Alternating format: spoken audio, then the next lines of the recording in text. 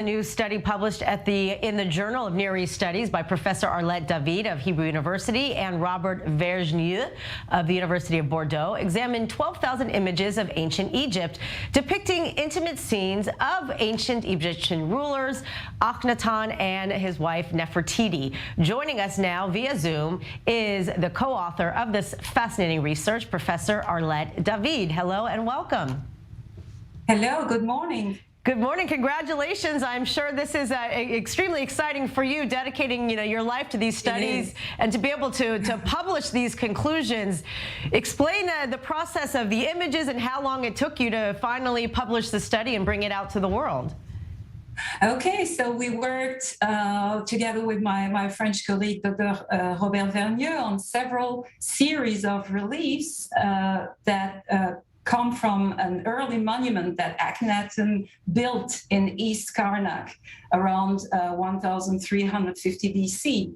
And we assembled these wall reliefs digitally. We worked at the beginning of the pandemic when we were in confinement. We began the project until its final publication a few months ago. So those are really exceptional reliefs for several reasons. First of all, we have scenes of the King and Queen of Egypt that were never seen before.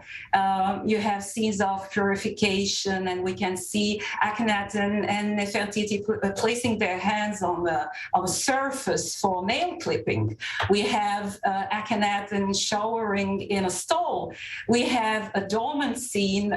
You can see Akhenaten placing a large collar around his neck and on his shoulders. And even astonishingly, you have scenes of Akhenaten and Nefertiti putting eye makeup with a small brush, which is really fascinating. That you never see. Right, and let's talk about the era. So this king was the last king of the 18th dynasty?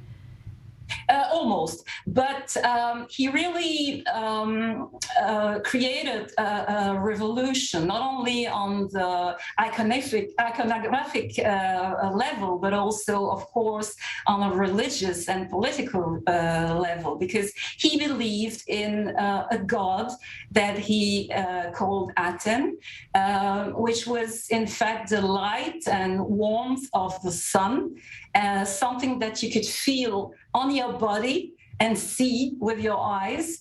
And he said that there is no other but Aten. So this is quite a monotheist statement. Right. So, but in fact, the main point here, perhaps, is that he reinstated the centrality of the king in Egypt, and he saw himself as a god during his lifetime. And I think that the reliefs that we published add a new element to this picture.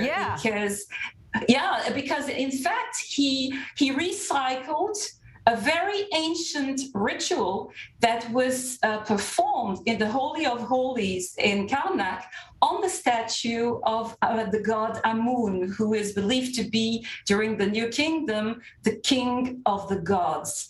And he used this ritual to, in fact, highlight his own divinity. And here you're saying the irony is, he thought of himself as a god. It's showing kind of the timelessness of, some of these ancient figures, but we're seeing scenes of them living a very mortal life, in the most intimate of environments, the bathroom, and especially, Nefertiti, who seems like a, very special woman in her own right. I mean, explain a little bit of that there was like an equality between male and female in their relationship. It's not exactly equality. The scenes may look as everyday life, intimate scenes, but in fact, these are really the different phases of a ritual that was performed on a statue of a god before. So it may look like something intimate, and but it's not. What does it tell us about monotheism? When I was doing some research, I read even kind of Sigmund Freud even kind of talked about this particular pharaoh, and like, was this the beginning,